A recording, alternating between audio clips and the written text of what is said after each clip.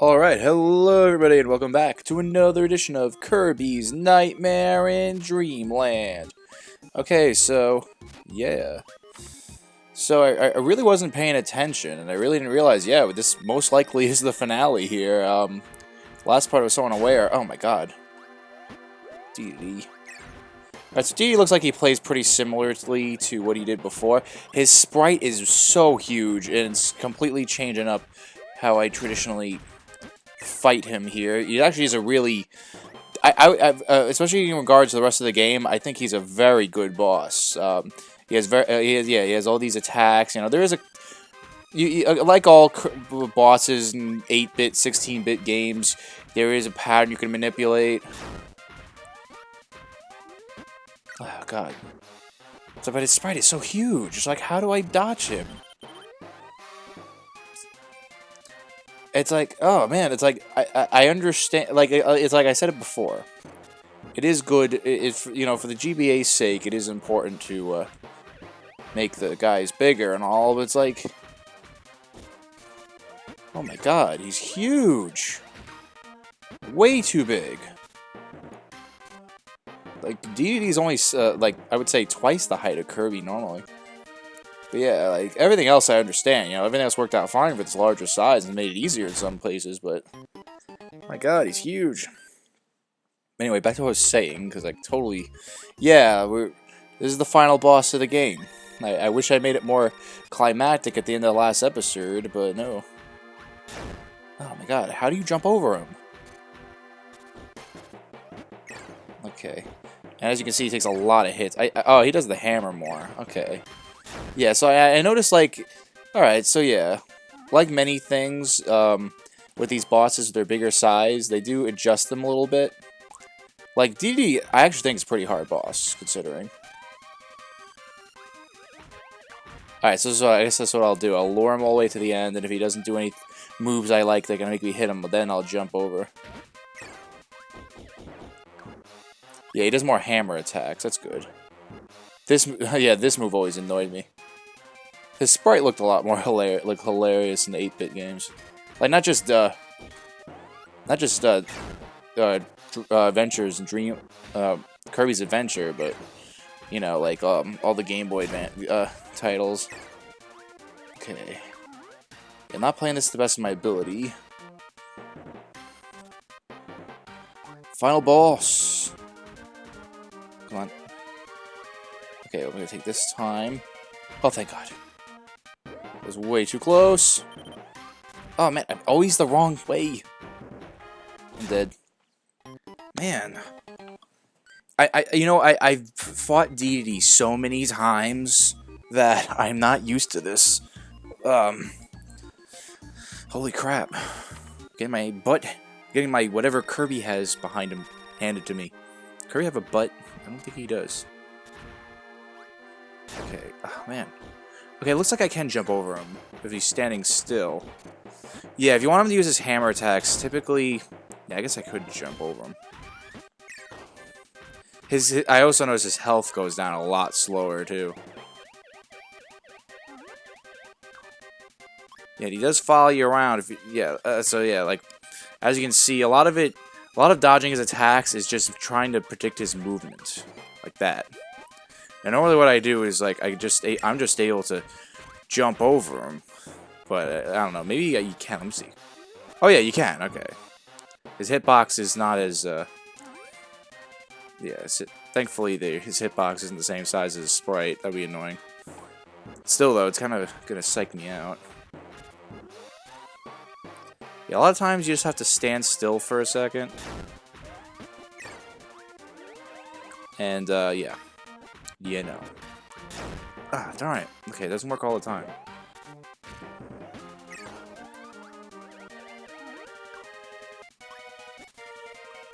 Oh man, I love how, this song right here.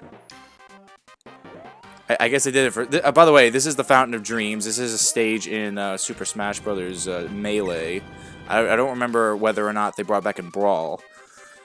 Recently they brought back Wispy Woods and Smash Bros. With the DLC. And yeah. Ooh, that was always my favorite move, because I can actually I did. So close. This is what you rack up the lives for. 5 minutes?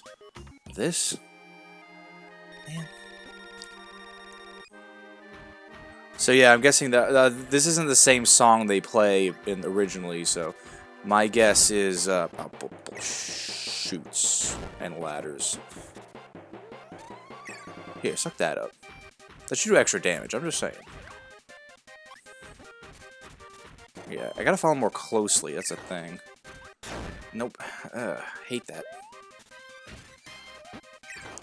We know you love Smash Bros. Come on, always the wrong side.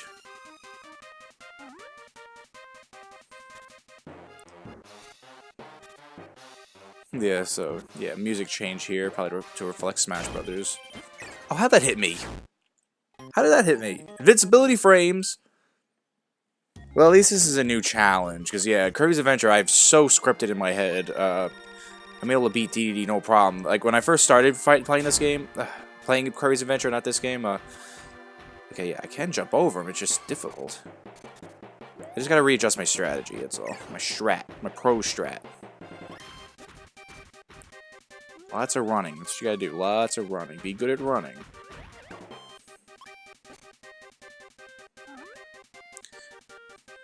Yeah, and you'll always bounce right in front of you the first time, so it really helps out. You give yourself lots of room. Oh, come on! Okay, so yeah, I was starting to get it. No, oh, come on, I stopped there. I was stopped there. No, I want that! This is really frustrating. I definitely would say this is, spoiler alert, this is a 3-stage boss. I definitely say this is the hardest part. But then again, I don't know that yet. Oh, come on, invincibility frames! Damn it. Yeah, this is what I really have to do. Slowly, back and forth. Yeah, as you can see, like, I think this is a very well-designed boss, and this version is nice because, you know, it gives me a little, it makes me, keeps me on my toes and stuff. Oh, I'm always the wrong way! Right here, give me plenty of room to walk. No! At the very least, I get close. I cannot begin to tell you how slowly DDD's health goes down in Kirby's Adventure, the NES game that shall not be spoken of. How was I supposed to know you were going to do that? Oh. Yeah, his tells are easier, too. No, stop being the wrong way. I hit the opposite key on the D-pad.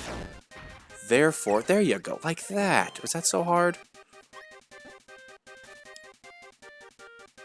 One thing I didn't mention about Kirby games is I like that little bounce Kirby does before he... Okay, that's a lot easier to dodge in the original version. What the hell? You gotta be kidding me, man. That ain't right. Did you see that? It blocked... I know that's happened before, but it's such BS that happens. That's the only ammunition I get. I mean, in hindsight, I probably could just get a copy ability, but a lot of times with Kirby bosses, I actually do find it much easier to just play Dreamland style. And again, that's not a term Kirby fans use, it's a term I use to describe Kirby with no copy abilities. Got so many attempts. Alright, if I die this time, I'm just gonna cut the attempt whether I win. So yeah, that's a thing. Oh, man. Ooh, I actually dodged. Ooh, yeah, pro strat. Okay, he took it away from me anyway.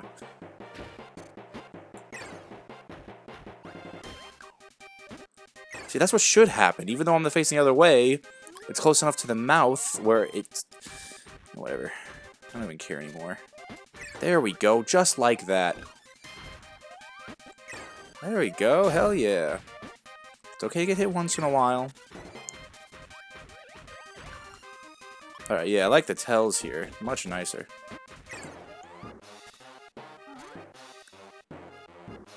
Yeah, I love the song change here too. And again, you know, I've sang this whole game. The watercolor look in the background's beautiful. They really went all out, you know. Finally, ugh. So glad that was the attempt at it, so I didn't have to montage it. Less editing. Yeah. The Fountain of Dreams, level 8. Oh, there's more! Oh, but Dedede, what the hell, man? I defeated you. And yes, the Star Rod there from Super Smash Bros. Is from Kirby. A lot of people think it's from Paper Mario 64. But no, it's from Kirby. What? And yes, that's where this assist trophy in Smash 4 comes from. You guys will know what it is in a second. Love that. Alright, we're now Star Rod Kirby.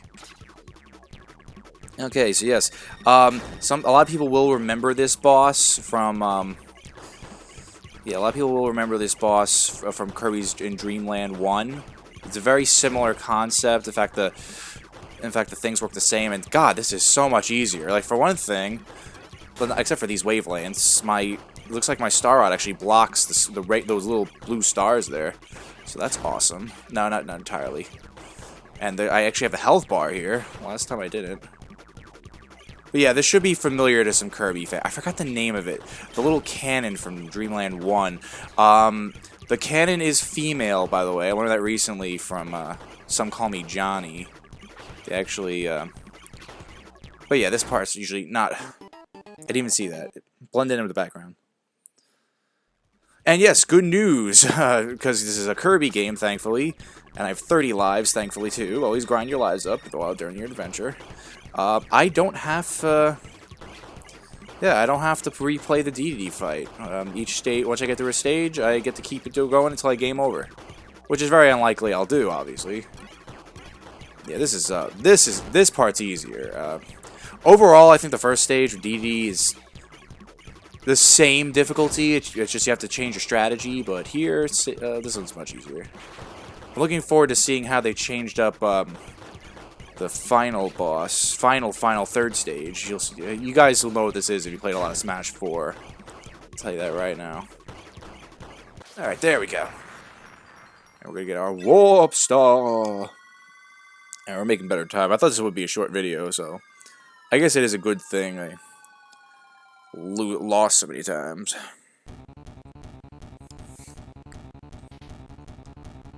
Alright, final boss of the game. What the hell? Go, Kirby. I'm not doing anything, by the way. Sure, it's obvious. Oh, crap. I actually think the 8-bit game looks better. Yeah, here he is. The Nightmare Dude. Took away our dreams. Alright, so yeah, as you can see, whenever he exposes himself, it's the same idea. Yeah, he does that. I think there's really only like 8 hits he takes, and yeah, his bigger sprite is also helping, like I said, this whole game. He has different moves, but yeah, basically whenever, like, I can go behind him here. Oh, no! And yes, it looks like the background's moving, which it is, but Kirby can walk normally. And yeah, use the jump ability, comes in handy. Damn it. Yeah! Halfway there. I'm probably gonna die anyway. Because there's some attacks he does that are hard to dodge. And yeah, getting the little tail end of his innards there I have to hit is not enough. And no, I cannot... Oh, I can fly. Okay. Thought I couldn't. Never tried before. Oh boy, oh boy. But yeah, same fight. The final boss. Nothing too drastically different, except for Dedede, I gotta say. They really changed Dedede up. Like, he has the same moveset, just because of his bigger sprite. He's upside down, yep. Never catches me by surprise. Ah, what? Oh, I didn't mean to hit up. That's okay. Because we get to start straight here, with full health this time. Aw, yeah. Typically, I just don't move, honestly. Unless I want to get... Yeah. Like, I'll stick to the left here for this boss, and yeah. The Star Rod's usually hits. If not, you know, it's only when he does moves like this I move a little bit. And yes, this little roundabout jump here, that works as an attack too. For some reason, I might be wrong, but I haven't played Kirby's Adventure in a little while. I feel like this should be defensive, too. This little star twirl thing. Oh, well. Oh, darn it.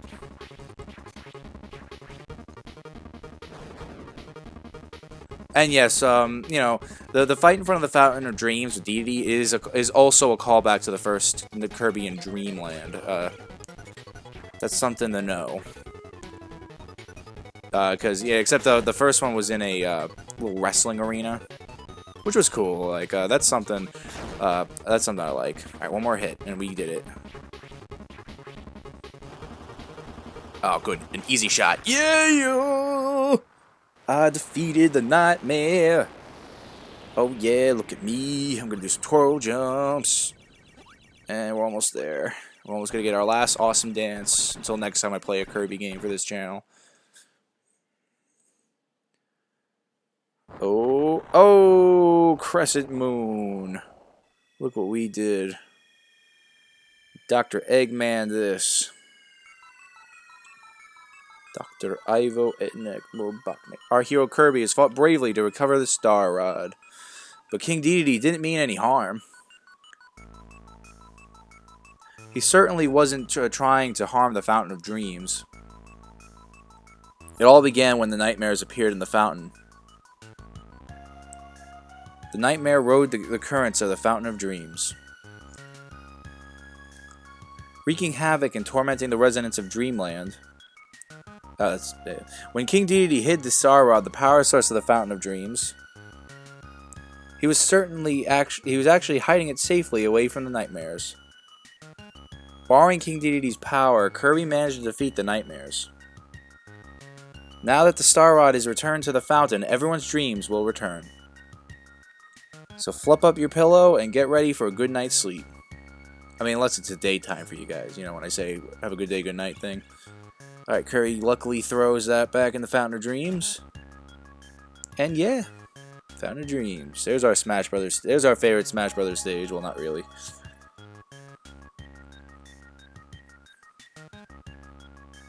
Yeah, I wanted to explain that about Dedede, but I knew the game would just explain it for me anyway.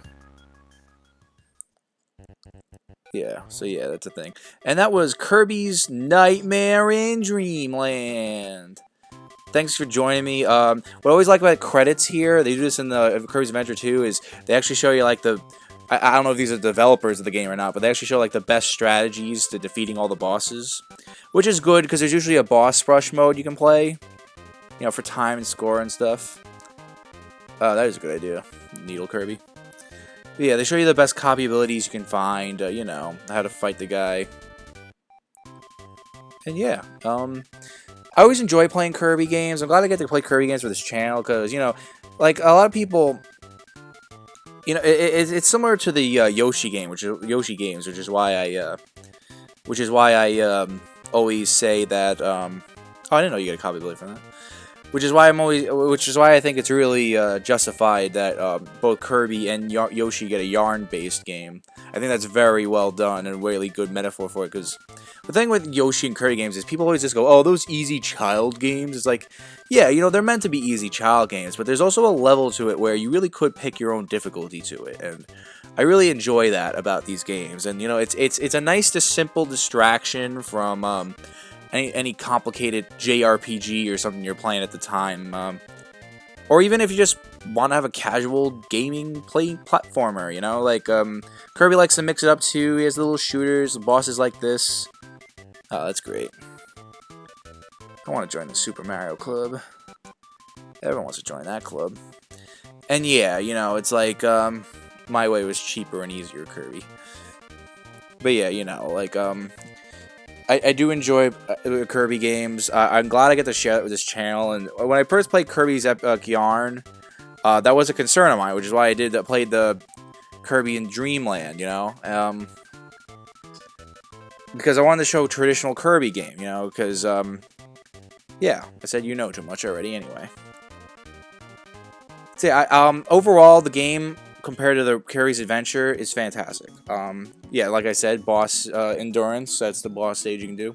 I'll leave it here for now, but just talk more about the thoughts on the project. The game itself, I think, is a great remake. You know, it's like the Game Boy Advance did things that the Super Nintendo couldn't do. Like the Super Nintendo did things that the Game Boy Advance couldn't do. So the trade-off, there's a lot of Super Nintendo and Game Boy Advance remakes of Super Nintendo games for that reason. And yeah, this one did really well. It looks great. You know, there's setbacks. You know, obviously there's a lesser sound because nothing can beat the Super Nintendo sound chip when it comes to games like this. And you know, the sprites had to be bigger for the tiny screen.